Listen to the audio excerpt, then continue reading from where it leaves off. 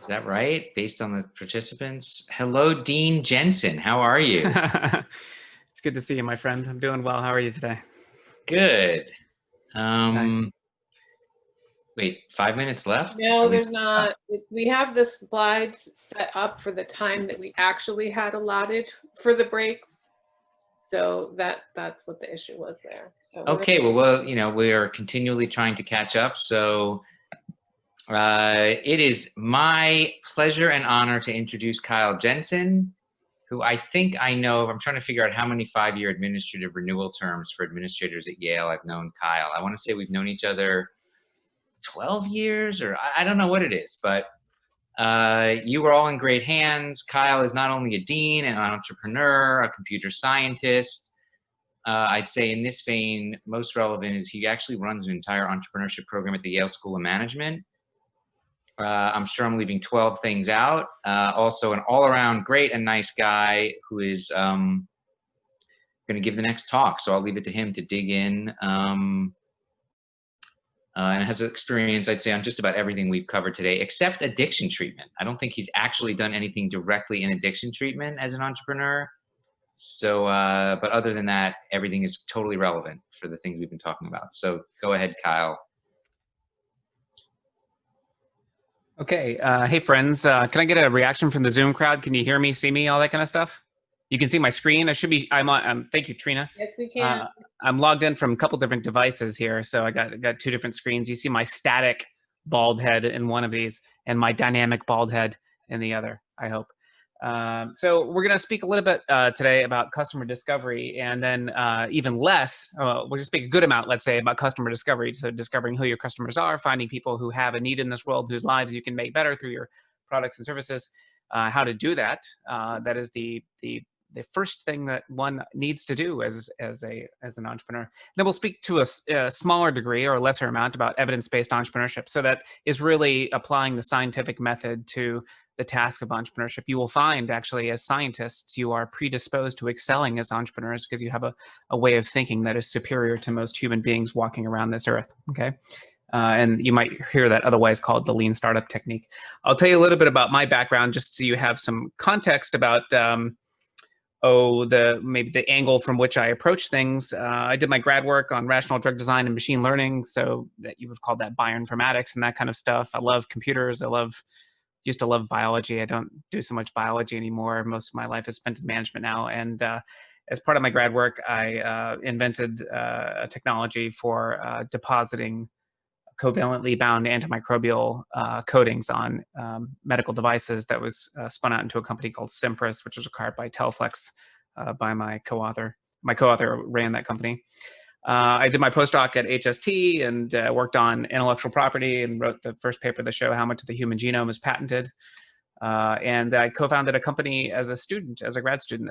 The company is called Agravita. It makes genetically modified corn. It's basically modified with something called inteins, which is their protein equivalent of introns, and through some kind of chemical activation, these latent enzymes like cellulases and lignases become activated after the crop is harvested, leading to really high yields of ethanol and other kind of fermentation products and products that make corn more digestible to livestock. So you can think of like lower energy meat and stuff like that. I spent some time after that startup company working for a nonprofit, helping scientists in developing economies commercialize their research, helping particularly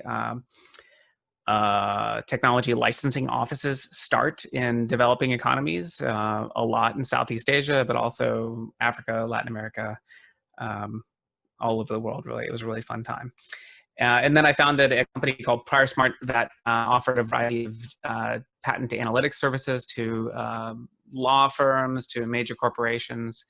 And our most popular service was a little push notification for patent infringement. So every morning you'd get a nice email that said, "Bing, you've been sued," and it would tell you, who is suing you and why, and all that kind of fun stuff. And that company was acquired by RPX maybe 8 or 10 years ago now. So a fantastic journey as an entrepreneur. It was a great outcome for everybody involved. Since then, I have enjoyed myself thoroughly. co-founded a couple of different startups around the Yale community. So, I mean, a couple of nonprofits. One is called Make Haven. It's a makerspace that serves non-Yale people, a lot of people in the kind of lower echelons of income, and based in New Haven and New Haven IO, which is a local developer group, and a startup called Row AI that provides, among other things, artificial intelligence and machine learning software to sports teams. So, and our kind of most successful product is a hard piece of hardware and software that sits in the pits with NASCAR teams and makes decisions for the crew chief about what to do in real time, like bring the car in now and put 2 tires on the left-hand side and be out in 13.4 seconds and all that kind of stuff. So that's me. And for the past, I don't know, 6 years, I've been at Yale. So not quite as long as Seth thought, although it's aged me greatly. So maybe that was why he was off. 6. It can't be. Yeah. I had a full head of hair when I started, though. I was also 6 feet tall. It was amazing. So I teach at this place. It's a beautiful place, the Yale School of Management, ordinarily filled with some of Yale's brightest young minds who wish to create fantastic companies or go to work for fantastic companies. You should stop by sometime. Really beautiful building, fantastic locus of management education, one of the top management schools in the world. So you should come by. Now, I want to begin our discussion with maybe some navel gazing to think about what entrepreneurship is in the broader sense. I would appreciate your contributions, either audibly over Zoom or in the chat. Would you mind chiming in and tell me what distinguishes entrepreneurship from regular management? So, I don't know. There are some doctors who are entrepreneurs. There are some doctors who are not. Or if you work at a McDonald's, is that entrepreneurship? Do you cold call on these things? I don't know. Hey, Rich, how are you? I see you there. How are you? Yeah, you can cold call. You can pick names. Oh, okay. Participants. Do you mean if you work at a McDonald's or you start a McDonald's as a franchisee? Well, that's a good question. Is a franchisee an entrepreneur? I don't know. I mean, would you say the franchisee is more of an entrepreneur than the person who works at the McDonald's? Anybody? Really? No one has an opinion about that? Johannes here. I would say if you're interested in like improving your company or processes, that makes you an entrepreneur, even if you work for a business. Okay. So I don't know if I would agree with that. I mean, I think maybe we would call such a person entrepreneurial. But would most people? Do you agree with Johannes that if you're just interested in improving processes at your existing company, is that enough to be an entrepreneur? I'm not saying there's a right answer. Everyone's going to have a different answer, but I think there's some dimensions to the answer. Yes, please. I'd almost think you need to take it like kind of like a next step. Like, so not just like, oh, I'm gonna efficientize how we make hamburgers, but maybe if like you could work at a McDonald's, but if you were like, let's get into a different market, or let's do more of a community thing that's kind of being missed out in the community, and like bring people in, or kind of take it into something that they're not necessarily doing currently or part of like the corporate model. Oh, okay. So it's something. It seemed like one of the key components there was a few things. One, that you brought in some other people. That seemed like a dimension of what you were talking about, motivating and enthusing other people into some united single cause. But then also you were saying it's something that people are not doing already, right? Yeah. Why is that interesting or hard or distinguishing or different?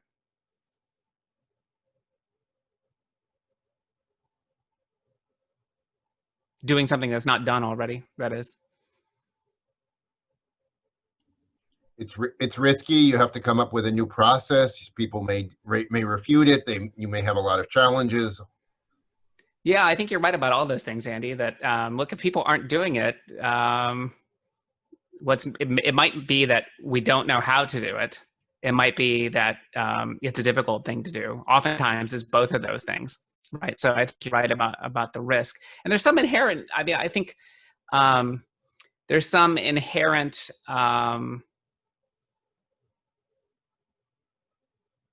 Linkage between risk and entrepreneurship, right? Similar to investing and such. I think so. I appreciate those. I appreciate those answers, and that actually, you touched on something, or we've come around to something that I think is close to my own preferred conceptualization of entrepreneurship, and that it's really related to uncertainty. which is kind of the flip side of the coin of risk, right? So in particular, unknowable uncertainty.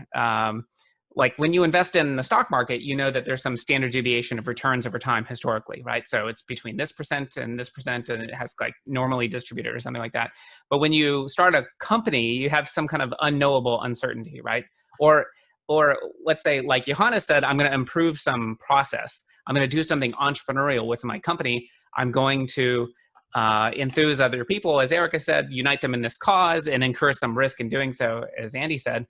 There's a lot of uncertainty involved in that. I'm taking a lot of risk. I'm taking reputational risk. So it might not be as entrepreneurial as if I start a new venture, but it is in some fashion entrepreneurial, as you observed, Johannes. What about people who like if Jeff Bezos starts a new venture, is that entrepreneurial? Or one of these people who's already well off and not taking financial risk? Is financial risk a dimension of it that you feel like is important? I think any kind of risk. I mean, even if Bezos has moved into the healthcare space, for example, in the last year and a half, some experiments. So yeah, I would say that's entrepreneurial. He's expanding his market to a new or his processes to a new area. Yeah, so I agree with you. I think that it's not just financial risk. I think it's really related to uncertainty, and not so much like Jeff Bezos he's not going to be impoverished, right? If it doesn't go well. But it's really more about uncertainty. So I want you to think about entrepreneurship as defined by uncertainty, and it not defined by some other things. So there's a long history of entrepreneurship scholarship, actually not that long, related to compared to economics and some other disciplines in management that have more of a canonical body of theory associated with them. Kyle, I'm sorry to interrupt. I just wanted you to know we are using the chat feature. To get responses too. So we do have thanks. Who comment in. I appreciate that. Yeah, so I see Eric said the act of engaging in novelty development and delivering. Yeah, you might say, is delivering important? I think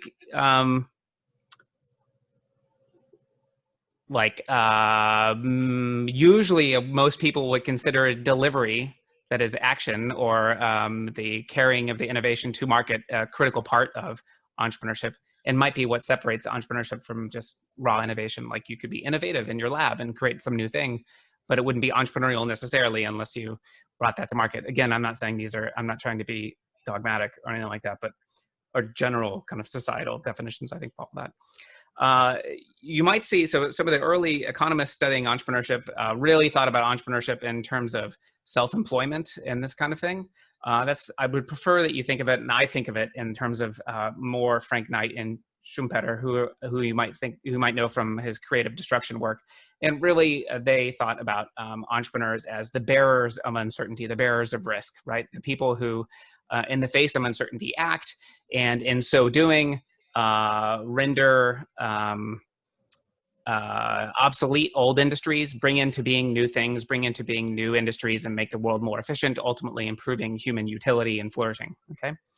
And so that's how you should think about your work. You have most of you are engaged in some kind of scientific process. You have some hypotheses about the science, you do some experiments, you have some results, and now you're thinking, look, what I'm doing might be beneficial to humankind. I could probably create products and service out of these things that would both make me money, enrich me, which is, I think, a fine and fantastic thing, but also make humankind better. But you're not sure about that. And you're probably not sure about how to finance that thing, who you could hire, where you're going to get money, how you're going to market the product, how you're going to find collaborators, how you're going to produce the product, how you're going to distribute it, how you're going to make money from it, how it's going to be billed through insurance or whatever, right? So these things are all shrouded in uncertainty. And what I'm going to talk to you today about is essentially approaching that uncertainty in the same way you would approach uncertainty as a scientist conducting experiments, okay? So there's a great old joke. One of the things I want you to know is that we actually, as management scholars, so management is a healthy and growing field of social science, studying how entrepreneurs work. We historically actually don't know much about entrepreneurs. They're very difficult to study. There's a good joke about two economists walking along the street, and one sees a dollar bill or a penny on the ground and leans down to pick it up, and the other one stops. The first one says, "Don't pick it up. It's fake." And the one who had leaned down said, well, how do you know? And the second says, well, if it was real, someone would have picked it up already, right? Which is generally how economists think about the world. And so entrepreneurship actually can seem like a fairly unintuitive thing to economists in the sense that there ought not be dollar bills and pennies and money generally sitting on the ground. There generally ought not be these kinds of opportunities, right? The half-life of a $10 bill on the ground is very low. So actually, it's made it very difficult for economists to understand entrepreneurship. Like, these people are pursuing things that shouldn't exist, shouldn't be opportunities. Someone should have done this already. But also, just empirically, entrepreneurship is very messy. Now that's changing now. And one of the reasons it's changing is that we just have a ton of startups compared to any time in the past. We have a ton of people doing what I'm showing here on the right, which is basically improvising. And we don't really teach typically improvising very well. Mostly what we teach in school is how to, work on a business model that's provided to you, make a widget that's provided to you. We're gonna make 10 widgets this quarter, 20 widgets next quarter, and so on and so forth. Entrepreneurship is really much more about jazz and improvisation. But companies are really not so good at that. You probably recognize some of these. I doubt any of you have a BlackBerry. Anybody know what happened to Palm and Kodak in these companies? Were they filled with idiots? And I think Kodak is manufacturing COVID drugs now. Yeah, that's right. I think they did announce that. Yeah, they also experimented with Bitcoin, I think. So, yeah, but these companies were filled with great people, but they failed to be entrepreneurial, and so they were unseated. So I think there's some mandate for entrepreneurship across many different organizations, and we have more startups than ever before now because change is faster than ever before. This is a graph showing on the left axis the penetrance of a particular technology in American households, and years spanning 1900 to 2005. Let me ask you, what do you notice about this graph? There's a couple of notable things in there. You can see electricity, the telephone, clothes washer, clothes dryer.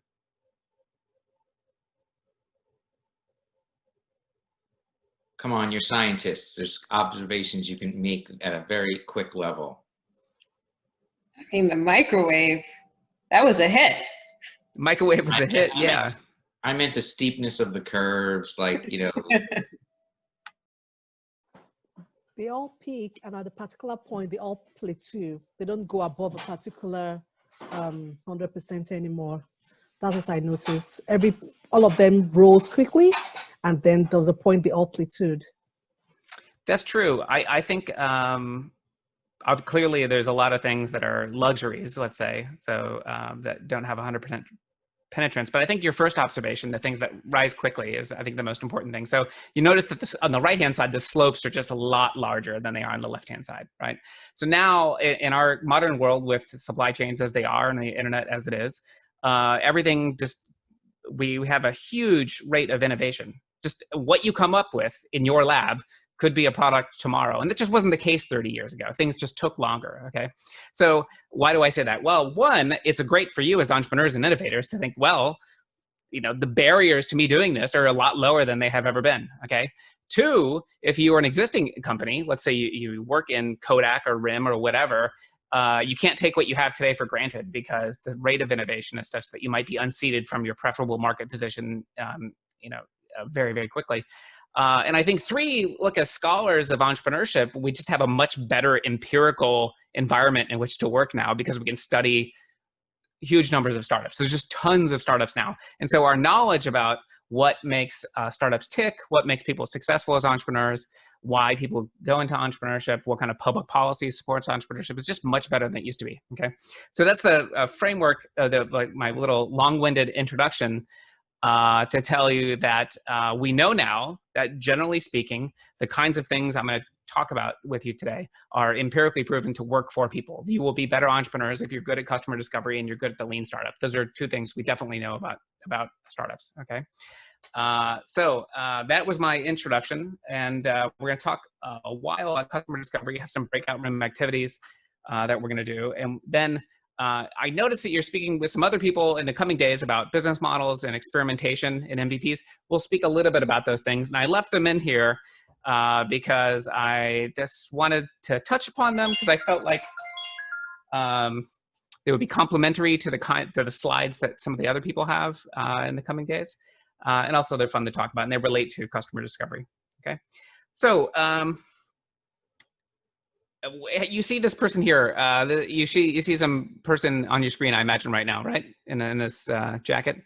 How do they no evidence of a real human, Kyle. Just no, it could be stuffed with hay or something like that. I would tell you it's a real human. And how do they look? Happy, unhappy, do you think? Not a trick question. Yeah.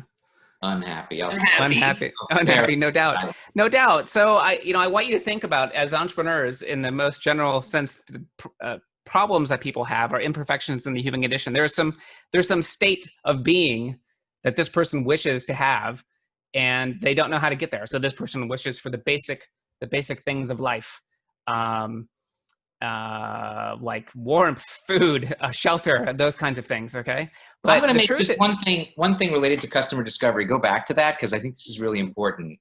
So I think, given our work, right, on the one hand, there's an assumption that this person is unhappy, and that's probably true. Yeah. But we all know from our clinical work, there are actually a lot of people that if you speak to them about living on the street, they will tell you, this is how I want to live. So, and I think that's relevant because it is always important to question your assumptions about a business. Like, it may be obvious to you, but when you think about what Kyle's going to talk about, it's really important to validate identify what assumptions you're making. You may not even know what they all are, and then validate them with the various stakeholders. Yeah, so there's a few things I want to pick up on the threads that you just pulled on, Seth. One way of thinking about what you're just saying is that customers oftentimes will not know what they need. Okay, so maybe this person doesn't know what they need, right? Or they're happy with the status quo, but they're unfamiliar with what the alternative might be. Okay, I'm happy on the street, but has that person experienced, let's say, living somewhere else or whatnot, right?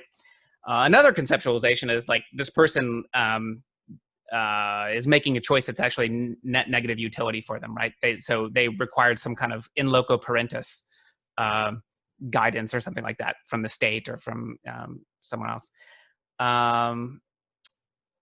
Another, I think, is this, I think you alluded to all the different people who might be customers. So let's say in the healthcare environment, we might have not just the patient. So in this case, you think about this, maybe this person is a patient and for some kind of mental health service, but also obviously the prescriber or the other clinicians and insurance company, all these kinds of things.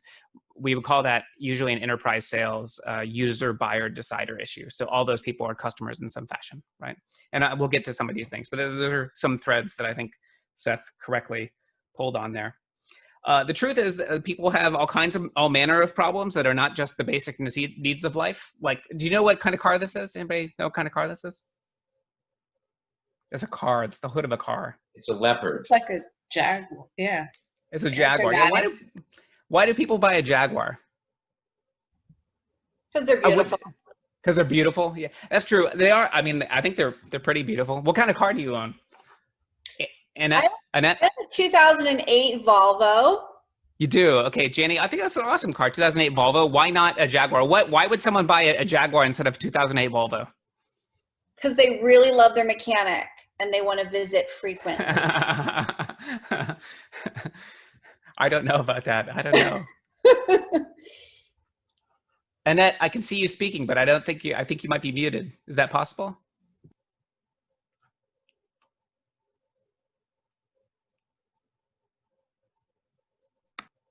Oh, I had you for a moment there, Annette. There you go. I just enjoyed the conversation. Yeah. Jaguar is for prestige. Oh. They don't mind being at the shop more than half the time they own the car. Yeah, I think you're right about that. Prestige. So I buy the Jaguar so I can park it in the Yale parking lot, and I walk in and people look at me and they say, wow, Kyle must be doing well, right? You know, what kind of consulting is Kyle doing? And I get some ego boost from that, right? So the problem, what problem does a car solve? So we spoke about problems are some imperfection in the human condition. What is the imperfection in the human condition that a car solves? It's just self-image. In this case, self-image, but just typically, like what identity. Transportation. That's true. Yeah, I think so. The answer I'm fishing for is transportation. So Janny has a 2008 Volvo for transportation, right? Now I buy the Jaguar for an ego boost, right? So it's solving a different kind of problem, right? So why am I saying this? Well, all the products and services that everyone makes, they solve a problem that a user has, okay? So every user, every buyer has a problem, but the problem is not always necessarily just a basic thing like transportation or food or whatever, right? It could be ego, it can be many different kinds of things, okay? But it's not always obvious that customers know what their problems are. So we spoke about that individual who might not know, who want to live on a street, but they might not know the alternative. Have you seen this movie? Do you know what movie this is? Back to the Future. That is Back to the Future, but Laszlo, what Back to the Future number? Do you know that? Wow, that's a difficult question. Yes. I think this must be the future, so the third part. It's actually the second, Laszlo. They have those flying skateboards, which are awesome. I think that's if you're in the market for a new venture, I say flying skateboards. Someone should do that. So in this movie, they travel to the future, and it's a fantastic adventure. But I'm showing you this because I wanted you to think about a hypothetical. I think I loved this movie when I was a kid, both the first, second, and the third one. And I wanted you to think about this. If you got in this DeLorean and you went back to 1985, what would you miss most from your life right now? You. Yeah, thanks, Seth. I was there. I was there. I would miss the internet. Yeah, the internet. I think so. Yeah, sure. I mean, the internet for sure. Or maybe this thing, my phone, which is my primary vehicle through the internet. I'm embarrassed the amount that I'm on this device. But think about this: if you went back in that DeLorean and you got out in 1985 and you stopped someone and you said, "Hey, imagine I've put you in 2020. What is the product that will most improve your life?" Do you think that they would say, a global information superhighway, or a rectangular prism made of glass and metal that will allow me to take selfies and swipe left and right on hot people? They would not say such a thing. But did they have that problem? They totally had that problem. You would love to have invented the internet or the cell phone in that day and have provided to those people. They had the problem that the cell phone solves. They had the problem that the internet solves, but they didn't know it. Okay. So why is this interesting? Customers don't always know their problems. Your first job as an entrepreneur is to find customers and to elicit their problems, to figure out what those problems are, because you're going to need to solve that with the product that you have. Okay. But you can't always just ask them because they don't know. Like that person in 1985 wouldn't know. Does that make sense? But this is the biggest product in the last quarter century. But it wasn't obvious to people that this was necessary. Okay. Henry Ford famously said that when he said, if I had asked people what they wanted, they would have said faster horses. No one could have possibly said a car. No one knew what a car was. All they knew is that they wanted to get from point A to point B, and they thought a horse was what would get them there. Okay. So customers are going to have trouble articulating their problems. They can't necessarily do it. Your job as an entrepreneur is to elicit that. But that can be hard for everyone. There's a great case study by, who is that? Someone at HBS. A really famous faculty person at HBS, and Scott Cook, who was the CEO of Intuit, about a large anonymous fast food chain. And this fast food chain wanted to increase sales of milkshakes. And so they did what you might imagine you would do as a vendor of milkshakes. They asked their customers, how would you have us improve the milkshake? Would you like it to be, and they asked all these customers, would you like it to be more chocolatey? Yes. Would you like it to be thicker? Sure. Would you like it to be larger? Sure. Colder? Sure. Whatever. They asked them a bunch of stuff. And then they made all those changes. And the remarkable thing was that the sales of milkshakes were completely flat. Okay. It didn't budge at all. Totally counterintuitive. They asked the customers, what do you want? And the customers told them, and they made those changes. There were no improvements in sales. Okay. Now this is really frustrating. Here's a titan of marketing, a master of economics and capitalism, who's unable to increase the sales of such a basic item.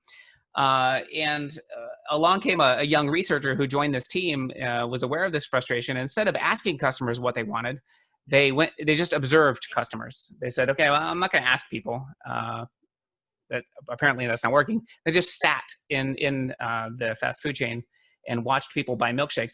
It turns out that 60% of people who bought milkshakes were like me. I bring my children into the chain. They're crying and they're whining, and I buy them this 2,000 calorie non-dairy gelatinous beverage, and they're like pre-diabetic and catatonic on the floor. And but 40% are actually people who come in alone before 9 a.m. and buy a milkshake. That's pretty surprising, isn't it? That is really weird. What do you think these people were doing? And actually, let me ask you this. If you were this researcher and you saw these people, how would you figure out what these people were doing? You'd probably interview them on the spot. Yeah, I think so. That's what I would do. That's what this person did. And what do you imagine that they were doing? Sneaking out and getting them. I mean, it was like a treat, basically. A treat? Not quite. Club crew. Yeah. They were out partying. Yeah. Alcohol withdrawal? What's that? I'm sorry, Carla. What is that? Trying to wake up. Trying to wake up. Almost getting close. So you're right. So they did what this researcher did what Seth suggested. They just asked people. So this is like the secret of entrepreneurship is just talk to people. Real great experimental work. So the researcher, followed the people outside and said, hey, it's 8:30. Why'd you buy a milkshake? Oh, night shift. And they weren't on the night shift. They said, well, I'm driving. I'm going to work. Where do you work? Oh man, I work in Sacramento, or I work in Davis or whatever. They had this big long drive. Okay. So all these people were commuters buying milkshakes. And so the researchers then said, well, why get a milkshake? Why, get a breakfast burrito or something? So, the breakfast burrito gets all over my tie. Why don't you get a bagel? It gets on my hands. What do you like about the milkshake? Oh, it has a ton of calories. I'm not hungry. It fits right in my cup holder. It's safe. It's not in my face. I don't hold it up here to eat it while I'm driving, right? I can hold it down here. It stays cold for a long time. So it turns out that these people, this was breakfast for these people. A commuting specific breakfast. So, if you were the fast food chain, you thought that your product was solving one problem, my bratty kids problem, or like a dessert that I'm competing against ice cream cones. I'm competing against cookies. I'm competing against frozen treats, whatever. But really, they were competing against breakfast burritos. They were competing against, a bagel, a donut, or whatever. Okay. So if you were this fast food chain, then what would you do to this product? I mean, knowing what the problem is that it solves for the user. I'd probably make it smaller and charge more. Yeah, right. That's generally a good strategy. Is charge more, provide less and charge more. For breakfast. Yeah. Annette, I would say again. I would say promote it as a breakfast food, like they tried to promote Coca-Cola as a breakfast food. Oh, did they do that? Yeah. Oh wow, I didn't know that. I know people who have Coca-Cola for breakfast. Oh my God. So how would you promote this as a breakfast food? What kinds of things could you do to it? Add coffee to it. Oh. Yeah, Eric, I think you're right about that. You definitely have coffee flavored. Who says they want chocolate or strawberry? They might want coffee because people have coffee in the morning. Call it a smoothie. They call it a smoothie, right? It's not a milkshake. Do you have milkshakes in the morning? No. What kind of savage would do that? I have a smoothie. Right. What else? Put it at on-ramps to freeways or wherever it's easy access, so you don't have to go through the drive-through on McDonald's. For sure, you can make it faster for them. You could even, these are business people going to work. You could have like a business class milkshake line inside. I got my frequent buyer pass or whatever. I'm getting my business class milkshake to go to business. Yeah, I think so. They also, they did a number of other things. They put, they experimented with coffee flavors. They had other breakfast flavors that were healthier than the perception of milkshakes, but still had a ton of calories. They even did this bubble tea thing, you know, these bubble teas where they have like the yogurt balls inside, and that way the commuters would they'd be drinking their bubble tea / milkshake thing, and they'd get a bubble, and that would be like a surprise, right? You're not looking at it, and you get this thing, and that was a little dopamine reward. So this was actually what improved sales for them. This particular market segment, there was a whole group of people. They thought they understood why people bought milkshakes, but this company had no idea that 40% of the market was actually buying milkshakes for a totally different reason. So this customer was hiring the milkshake to solve a job that this fast food chain was totally unaware of. Okay, so you as an entrepreneur, you have to figure out what is the job that people need done when they buy my product. So let's say, for example, I'm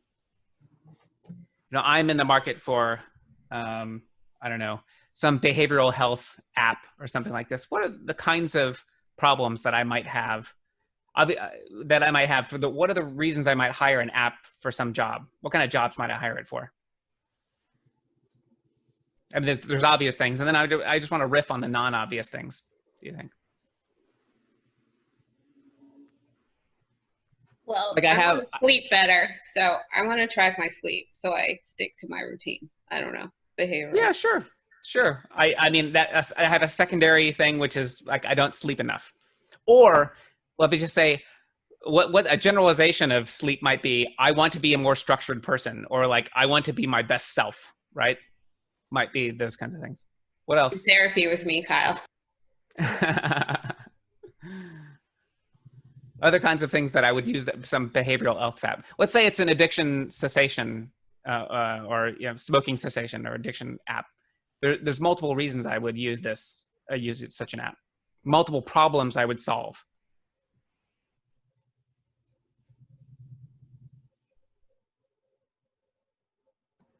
To keep track of where I am and bust me if I go to a bar or the wrong neighborhood.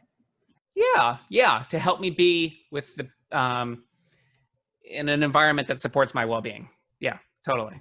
To prevent me from sliding back into habits, places, people, so on and so forth. Yeah, for sure. Other things I might. So some people that might be more important. This is where I'm getting at, right? So some users, among the possible users that you have, for some people, that might be the reason they would hire your product. Yeah. Other kinds of jobs that people would hire the product for? Like a product that will help you exercise more and.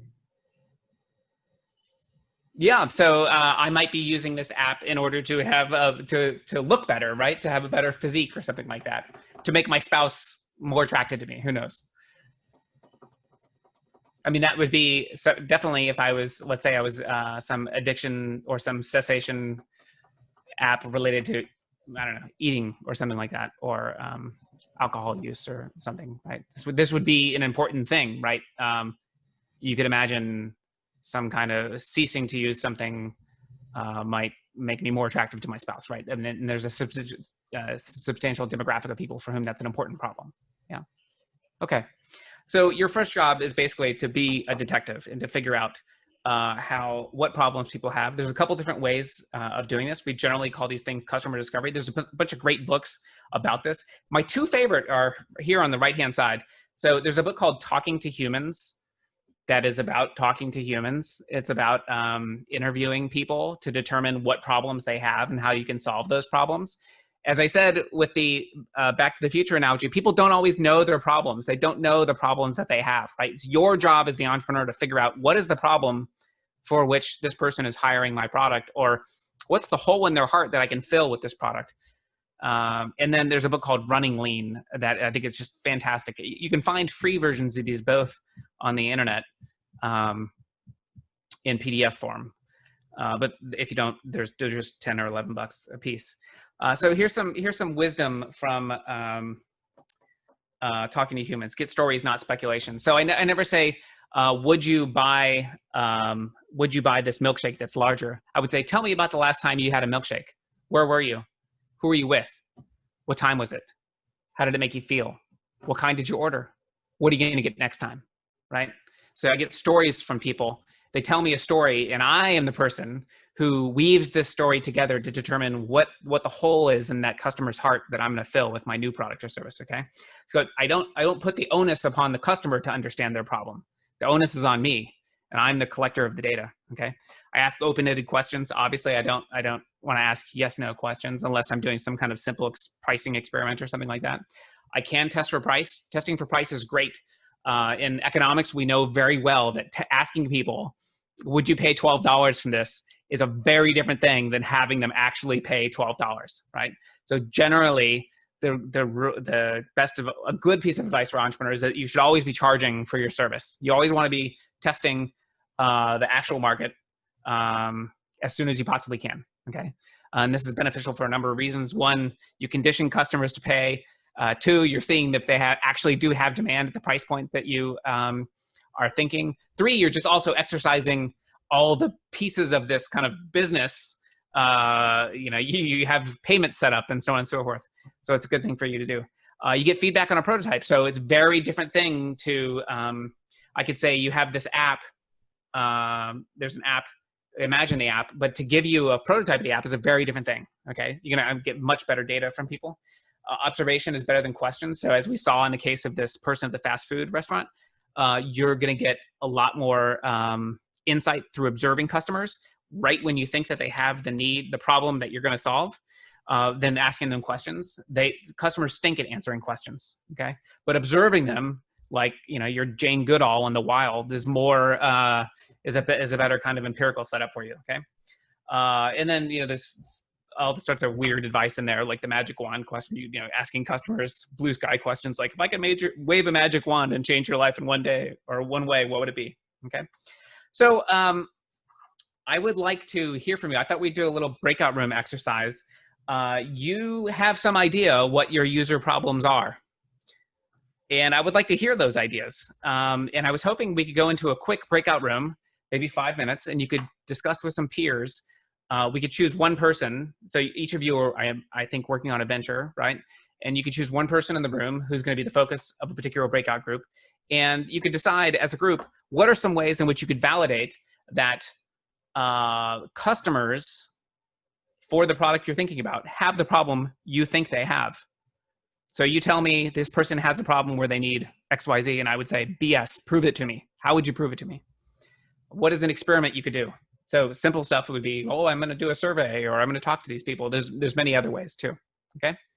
So can I just add one thing to that, Kyle? Yeah. Which is first they should identify who their customer or customers are, given the complexity of healthcare, just to make sure they think about it, or would you rather? For sure. So the answer is that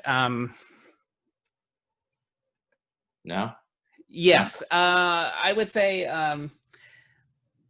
Probably there's many different possible customers, right? So there's different subpopulations of people who experience different problems. So we talked about this milkshake group, right? The early morning milkshake people are different than the parents who buy the milkshake, okay? Probably you have many different customers that have different problems. You have the user, the buyer, the decider, the payee, the physician, the patient, many different kinds of patients. Probably, and so I don't care which you choose for this exercise. I think what Seth, one of the things that you're getting to is some of those people are more important customers than others. And part of the customer discovery exercise is determining who's the most important, okay? Usually that's a mix of who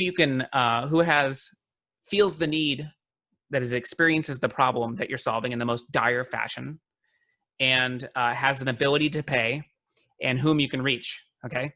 So some people, you just can't reach them, or some people, they don't have an ability to pay, so they're not good customers, right? And some people don't experience the problem in a dire fashion, okay? So you would go through this exercise, proving to yourself that someone has this problem before you would choose who the best customer is, or who the beachhead market, or something like that. So my pithy retort to you, Seth, is like, I don't care which customer you choose right now, because I think you would need to go through this exercise with all your hypothetical customers. Does that make sense? So we're going to take 5 minutes in a breakout room, And if you come back and then if you nominate someone from your group who would be willing to share, to speak about, I'll call on a few people, speak about how you would validate that people have the problem you think they have. Imagine I'm a skeptic and I believe you. How would you prove that? Excellent. Okay. Barb, would you mind creating the? So you said 5 minutes. I'm given a 30-second warning that there's a countdown. I mean, there's a countdown for the last 30 seconds. Actually, there's a countdown for a minute when you close the breakout rooms automatically. Oh, well, I told it 30 seconds, but okay, maybe that's for me. I don't know. Anyway, Okay. Here we go. I hope it works.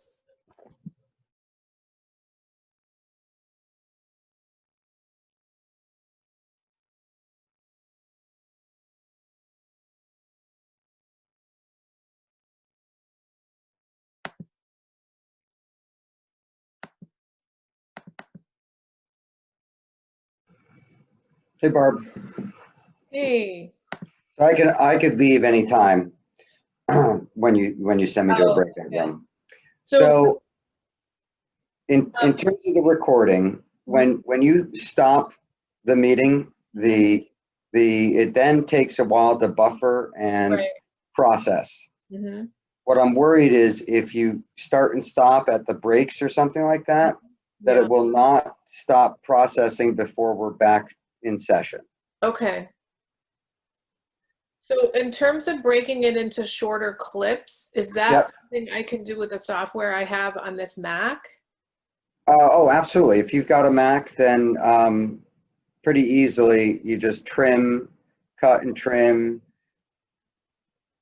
grab a clip, for instance. So you'll pretty easily be able to do that with the free software on the Mac. Okay, good to know. And then also just FYI, Kyle. Kyle's with us right now. Hi, Kyle. That someone has to be the host to have the breakout rooms, not the co-host. Correct. Yeah. So unfortunately, there's only one host. Everyone else is just considered a co-host. Okay, Kyle says, can I move my accounts out of their breakout rooms, please? I don't know what that means, my accounts.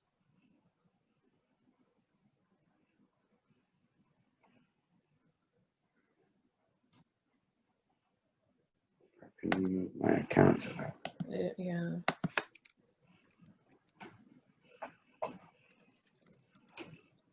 Oh, his account.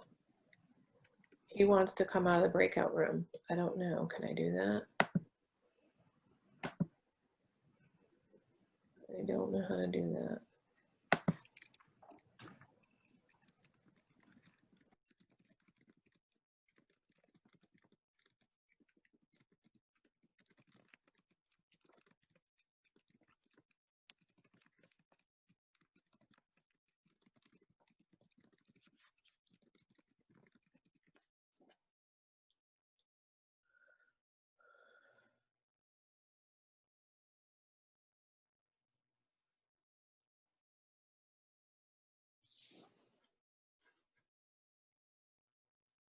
Oh, I see Janice and Kyle are not assigned.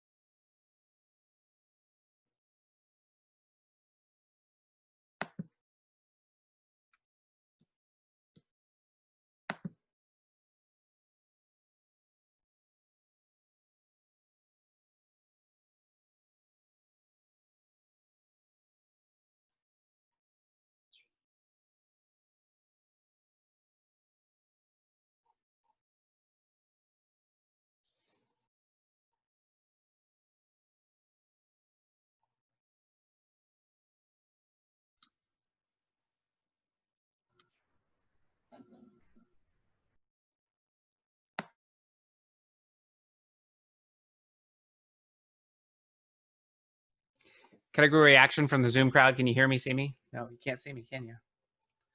There we go. Can you hear me, see me? Yes. You can see. You should see my screen too. Is that true? Yes. Yes. Okay. Thanks, friends. Awesome. So, would someone volunteer to describe who the customer they chose is and how they would validate maybe who the customer is, what problem they have, and how you would validate that they have that problem? Hi, everyone.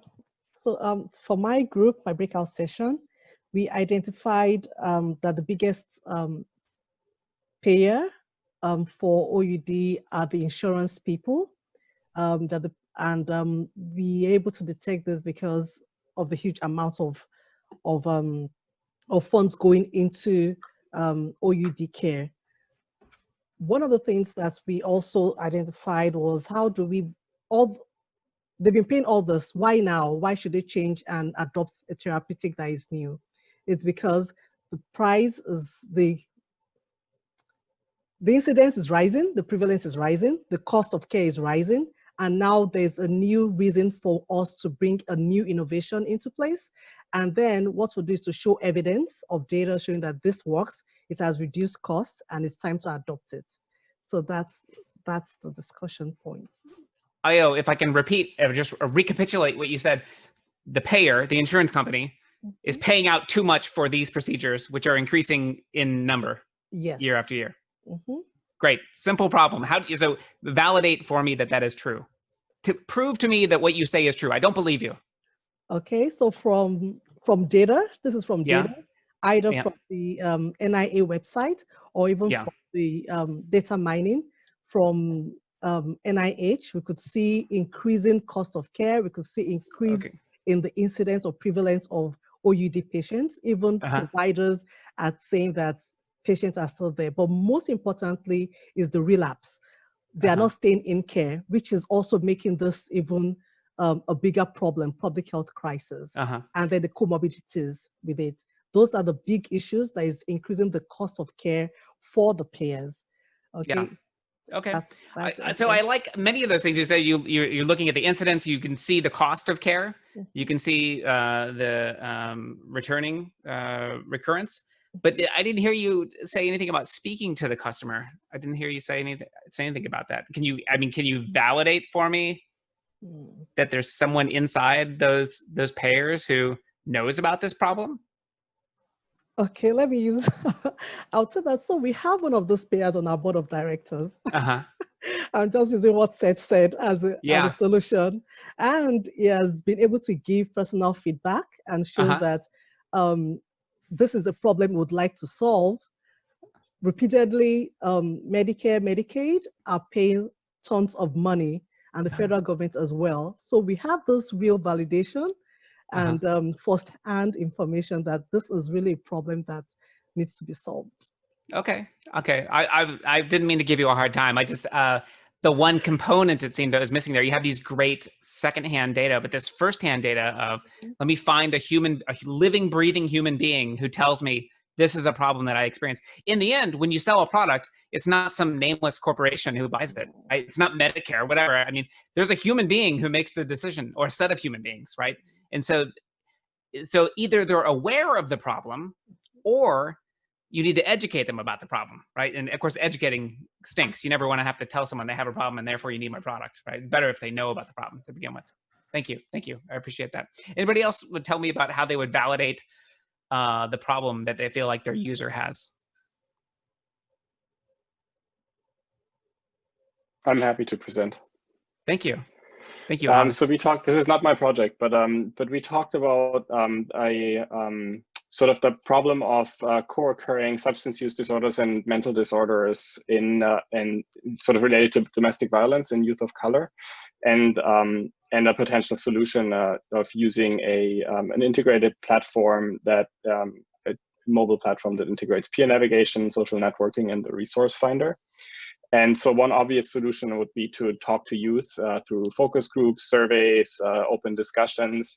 but also potentially as a first step, maybe something that's easier, kind of ethnographic observations in online spaces to observe what kids are talking about, how they're supporting each other, observe posts on Snapchat, Instagram, Reddit, for example. Yeah, that sounds great. Tell me more about what is the manner in which they are experiencing a problem. They have substance abuse issues, they have domestic violence issues. How do they experience that such that you're validating this thing? Just help me put it better into my own words or simplify it. Yeah, so I would say they feel isolated and they don't know what resources are out there that can connect them to help. Yeah. Okay. So this is the kind of thing that I think it would be really useful, because you think about, so they experience it as isolation, frustration. There's some emotion that a human somewhere experiences, and you're going to make those bad emotions go away or make good emotions more concentrated or more often felt. Okay. So you could easily design surveys or interviews or watch people and see what is the extent to which you feel isolated or depressed or who knows what. Okay. Other folks mind sharing? Annette? So I'm developing a drug, a combination drug from naltrexone and acetaminophen for the treatment of neuropathic pain. And the group helped me identify that at this stage of the development, my customer is actually the FDA. And how do I get feedback from them that is important to me? Things that are not just what's officially needed, but for them to give me help on key issues to direct me. And so actually I went through this experience with developing actually 2 different combinations. And I was very lucky. I had, I believe, the best project manager in the FDA. And she guided me through 128 emails, and they gave me breakthrough designation for our previous combination. So you talked about connection with a specific person behind the institution, and the project manager was the person and the whole team behind her. And so you also communicate with official meetings and then meeting minutes, and it's a big process. Yeah. It's a huge process for them. And they spend a lot of time on every document they send you. Tell me about some of the pieces of counsel that they gave you that reflect the problem that they experience as an institution or as a person. Well, they need to solve the problem of how you manufacture the drug that you're gonna issue the patients in the clinical trial. They want to know that what you're giving the patient is what you say you're giving, and the manufacturing is accurate. And also the other issue they have is that you're not going to harm anyone. They're not going to allow you to do that. So they communicate to you that those are the things you need to do. You need to do pregnancy tests. You need to make sure they don't take naltrexone if they're drug addicts. And they communicate that to you in writing.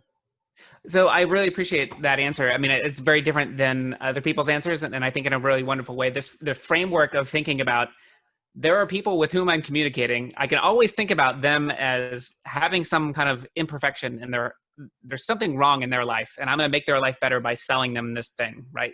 Like, I work in the FDA. I want to be promoted. I want to make sure that the clinical trials that I run are successful, that they're safe, that nothing goes wrong, right? There's a thing that you're selling that person, and you can think about what is the shape of the hole in their heart and how you're going to design a product, in this case, a clinical trial, to fit within that, right? Yeah. A good way to think about many of your interactions with people as an entrepreneur. Yeah, actually, I just want to throw this in. My project manager, who was a senior project manager, in the next year after she helped me, became the assistant director of the division. When the division reorganized, and that was like a huge jump ahead in her seniority. Very nice, very nice. That's an important thing, right? One of the things that people want that are in these large organizations is the personal prestige that comes with successful projects and whatnot, right? Or they might be afraid of, let's say there, you could imagine also if I'm selling into some payer or some hospital, they're afraid of purchasing from a small startup, right? Afraid of taking a risk or something like this, right? And so having some empathy for their problem, I think is really helpful. Yeah, she put herself on the line for sure. Yeah. Okay. Super, friends. Thank you.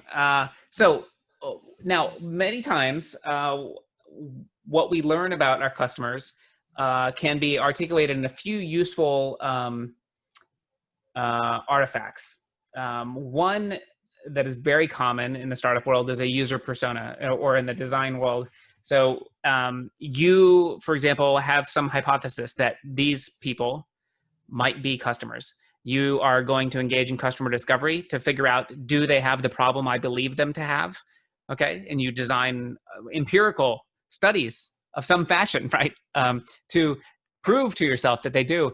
Now, having done this, oftentimes it is a useful exercise to create a persona that represents who those customers are, what their problems are, how they experience life. And so why would we do this? Well, one reason is to ensure that we, as a team of entrepreneurs in the same startup, have a unified vision of where the company is going and who we are serving, right? So here's what I might put on a user persona: the name, job title, blah, blah. This is a terrible one. You can see here's an even worse. This is a DT Jane. She's the user persona for a recent startup from an executive MBA student here who started a nonprofit that provides education to young women, mostly in India, and then the women, as they graduate, become medical health professionals serving in the local community. This is a DT Jane. She wants an education, family can't afford, but her family has this salary. She values advancement, family needs her to work. She has challenges related to gender treatment, so on and so forth. This is Chuck Kirby. He's much less cute. He manages Blade servers and blah, blah, blah, blah, blah. So these are things that help me basically have a character in my head such that I could say to you, we get on a team, I would say, would Chuck Kirby read that, click on that ad? How would Chuck Kirby feel about this marketing message? Or, what are the social media channels through which I could reach Chuck Kirby? Okay. So it's a character in a play that we are, or a comic book that we're writing as a startup. And so by creating these personas, we can have a conversation rather than thinking in weird demographics like men 35 to 40 living in the Midwest or something like that, right? So to have a persona can be a very powerful thing for allowing your team's vision to crystallize. We can also, similar kinds of artifacts, empathy maps are very popular. So here's my customer. I have their name. What tasks are they doing? So usually a user experiences our problem that we're solving at some particular point in their life. Like I'm doing a particular thing. And maybe I'm selling, I'm gonna say, what is this? Here I have, my mother bought me this one hell of a blot. You know what this is? This is makeup for bald men. You see this shiny spot right here? Yeah, there. Yeah, it's a little bit of powder for my head here when I'm on Zoom, okay, or I'm on television or something like that. So I experience the problem of shiny bald head right now. Okay, so I'm doing a task. I'm on Zoom. I experience the problem that this product solves right now. Shiny bald head right there. How do I feel about it? I look at myself and I think, look at that beacon on my Zoom screen. I don't feel good about it, right? What are my influences? Maybe I'm influenced by my peers here. I'm influenced by all of you. What are my overall goals to be a successful instructor? Pain points, so on and so forth. So basically what I'm saying, you can create a map of what your user is experiencing, how they're feeling, and what they're doing in the moment that they need your product or service, okay? Obviously, some things are distributed over our lives. Like I have an addiction problem that's a much larger window of time than the shiny bald head thing. So empathy map is a very popular artifact. Here's another version of the empathy map. So what do my customers think and feel? So they have certain pains and certain gains. A very popular framework in entrepreneurship is that products can be either oxygen, aspirin or a vitamin, right? So oxygen I need, aspirin makes pain go away, and a vitamin is something I should take, but I don't remember to, and I don't feel like I need to necessarily, right? But it's good for me. And obviously you want your product to be oxygen, but most of us, we're just kind of saddled with the products that we have oftentimes, okay? So making pains go away, that would be like your aspirin type thing. And then your user is influenced by what they see, what they say, what they do, what they hear, with whom they're empathizing, and what they need to accomplish, okay? So this is a very typical empathy mapping exercise you might do with your team. So you might draw your customer there. So you have multiple different customers, and we mightn't be involved in an exercise to determine who is our real go-to customer, right? Who's most important. So let's say, and that's drug. There's multiple people to whom this might be marketed, right? There's multiple indications, let's just say hypothetically, that to whom we might market. And we're going to engage in an exercise to determine which is the best market, okay? And so we might choose one person. Maybe one person is, I don't know, they're not responsive to some particular class of drugs. And so this is like a second line treatment or something like that for them. And we would draw them up there, and our team would contribute by putting these Post-it notes up there about this customer. Does that make sense? And so a fantastic thing that helps you as a team codify what you know about your customers, and then it helps you then in the future reason about those customers, right? Can you reach them with this marketing? Do they have the ability to pay for this? Do they feel that this particular aspect of the product is going to solve their problem? So on and so forth. Okay. So I was hoping, let's see, what time is it now? Seth or Barb, can you remind me what time we end today? So you have until 3:40, which is 8 minutes from now. Okay, well, I am in the market for a time management application. I would have better managed our time together.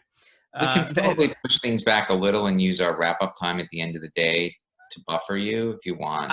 Why don't I do this? Actually, I'm just going to speak quickly and skip this exercise, and I'm going to tell you about a few things that I'll hit some highlights, and then offer you some wrap-up thoughts. So it is a useful thing for you to develop an empathy map, okay, or a user persona. Another kind of artifact that people often develop is a user experience map. So I'm a user journey. So I'm a user. What am I doing as I experience the product? How am I feeling? What am I thinking? What am I touching? How am I influenced over the course of using a product, right? So you can imagine in an app, like I'm checking out, I'm putting something in my cart, I'm checking out, I'm receiving the product, I'm returning the product, right? This is another very popular artifact. These artifacts in the exercise of doing these things with your team is an important thing, and you should do them. It is an important part of the customer discovery process. Recall, there are multiple customers to whom you could market your product. You don't know which one's the best. You need to understand them. The customers don't necessarily know the problems. This is one of the ways in which you are articulating the problems that the customers have, okay? A useful exercise to do. I know you did a value proposition. I just wanted to remind you that the latter portion of your presentation, we do have some folks covering it. So if there are some things at this point that you want to spend more time on, you can. Yes, Patricia, I appreciate that. I feel I will cover those things in a superior fashion, so I'm going to just mention a few things. I'm kidding. I'm kidding. I will mention a few things about the slides towards the end, just only because they touch upon. I want to connect what I'm talking about to what they're going to talk about. Okay, so having decided on a customer and having understood that customer and maybe designed some experiments to prove that to prove to myself that the customer has the problem I believe they have, I might articulate a value proposition as such. This is a nice pithy framework for target customers who are dissatisfied with blank. Our product is a blank that provides blank, unlike blank. Totally fine. If you are a scientist who struggles to pitch your fantastic vision of the future to a venture capitalist or other kind of stakeholder, this is a great way to start articulating yourself in a pithy business-like fashion, right? As scientists, obviously, we often, if someone say, what are you working on? You would say, well, at the dawn of mankind, people had this problem, and it would take a long time to describe. So this kind of pithy value proposition is good. You have some people who are going to talk to you about business models, and There's a great book by Alexander Osterwalder called Business Model Generation. I don't think that, but I think Greg Glickeli is going to speak with you about business models. This book would be a helpful companion to some of the things Greg is going to say. It's easy to find, it's inexpensive, and it articulates a very simple model of all the mutually exclusive and collectively exhaustive components one might need to think about in a business model. So having determined that having decided upon your customers, understood your customers, proven that they have the problem you think they have, you would move on to then thinking, how can I build a business model and a value proposition around this customer? So customer has a problem. I discovered that customer. I have a value proposition. The value proposition solves the problem that the customer has. Now I'm going to build this business model around those two things together in order to deliver the value proposition to the customer, okay? Because just coming up with the value proposition is one thing, but you have to have this whole business, a whole vehicle, the business model, to actually deliver the value proposition to the customer, okay? And so this, Greg will speak about some of these things, but you can see how this fits in with, it follows customer discovery, right? There's some great books out there about how to design business models. And then what I want you to know is that usually your business model doesn't work. Our idea about business models, we oftentimes think you start with an idea, you write a business plan, you execute and scale, and you become rich and famous. It doesn't work. Helmut von Moltke the Elder says, no plan survives contact with the enemy. Steve Blank says, no business plan survives first contact with the customer. And Mike Tyson says, everyone has a plan until they get punched in the mouth, okay? All of those are true. You've seen this movie before? I know we're all, usually I'm surrounded by people who are 22 and they look at this, my jokes about Back to the Future and Kevin Costner land flat. I don't know why. You know what movie this is? Anybody? Dreams. Field of Dreams. That's right. Yeah. Do you remember what was the famous line Build from that it movie? and they will come. Build it and they will come. That's the anti-entrepreneurship motto. You should not practice build it and they will come. Build it and they will not come, actually, is kind of the entrepreneurship motto. So you should be really wary about build it and they will come. It doesn't really work. You don't want to build it. You want to build small tests and prove that they're going to come with these small tests. Don't build a big thing and hoping that they will come. So that's essentially what the Lean Startup is about. And you have a number of awesome speakers who are going to walk you through that. How does this relate to customer discovery? This is really what I wanted to get. This graph shows different kinds of experiments I can do with customers to validate that they have the problem that I think they have, that my value proposition solves their problem, and then I can deliver the value proposition to them using the business model that I'm designing. So on the x-axis, you see the number of customers that an experiment reaches, and you can see y, the likeness to an actual product. So imagine, for example, I'm coming up with a head thing that is marketed to handsome, bald male identifying people like myself. One experiment I might do is take out a Google AdWords ad tonight and say, like, shiny bald head, go away on Zoom or whatever. And that might reach thousands of people, and I might have a lot of clicks through onto that. And you would say, oh, Kyle, that's a great experiment. You validated that people actually want this thing, right? Through AdWords or something. There's other kinds of things like pre-sales, so that's Kickstarter, landing pages, concierge service. I have some funny stories around these things that I wish I could share with you. But suffice to say, there's all kinds of small experiments that you can do. I know some of you are working on apps, for example. This is an example of an entrepreneur who, rather than designing an electronic prototype, which takes money and is very difficult, just used paper to walk people through her app. So she would bring in customers and she'd show them the board and she'd say, this is the app, where do you click? And the customers would touch the piece of paper and she'd move the paper and then she'd say, okay, this is what the app looks like, where do you click? Right? So you can imagine if you're working on a behavioral health app, you could test your solving of the customer's problem using just paper, right? So you don't have to hire developers. I mean, it's an amazing thing, right? So this is how you should be thinking about your entrepreneurial customer discovery and lean startup kind of experiments.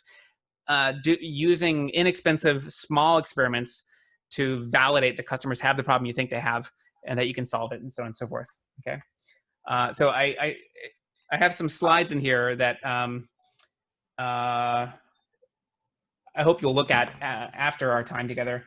You should be thinking about the things that you build, not like this first row, but instead like the second row. So if you're providing a transportation solution to a customer, a wheel and two wheels doesn't really do much for them. You want to give them a skateboard, a skateboard,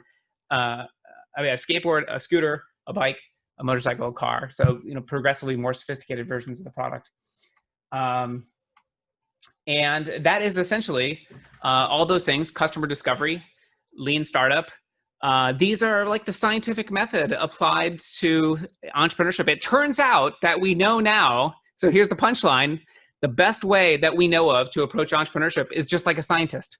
So you're very well predisposed to being awesome entrepreneurs because you have ingrained in you the scientific method, right? You're all PIs. You all understand articulating hypotheses and designing experiments to test those hypotheses. It's just a different experimental system, right? Maybe you work on, I don't know, some particular cell line or whatever, or some particular kind of patient. This is a different kind of, you're studying customers here, right? And it's social science, but you are fundamentally articulating hypotheses about those customers, designing experiments to validate those hypotheses, and collecting data and then iterating upon that, okay? To prove to yourself, to prove to others that this is a good business idea. It's important to prove it to yourself because life is filled with opportunity cost, right? There's other things you could be doing with your time. And your investors certainly could put their money in other places rather than your venture. And you're going to have to convince all these people to run along with your startup to join you in this crazy adventure. And you want to make sure that they're not doing it unduly, right? Okay. So that's what I have to say about customer discovery and lean startup. I want to leave you with this quote from Jim Barksdale, who's the former CEO of Netflix. If we have data, let's look at data. If all we have are opinions, let's go with mine. I really love that. So you want to be just like you are in your science. I mean, you want to be data-driven as entrepreneurs, right? Think of it like, you know, what are my figures? I know you probably, when you write papers, you probably think, first thing, I'm gonna design my figures, and then I'm gonna write maybe my abstract, right? You could think of the same way as an entrepreneur, right? What are the major figures? What is the abstract?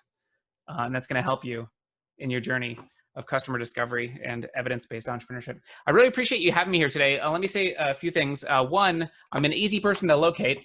I'm here at the Yale School of Management. My email address is kyle.jensen@yale.edu. I'm very happy to be helpful to you if I can ever be.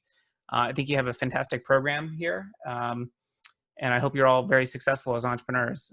So if ever I can be of service to you, you should write to me and not hesitate to do so. Love the microphone, Kyle. Oh, thank you. Yeah, I record a lot of videos for class. Yeah, it's very. What's the movie? The movie with anyway, whatever.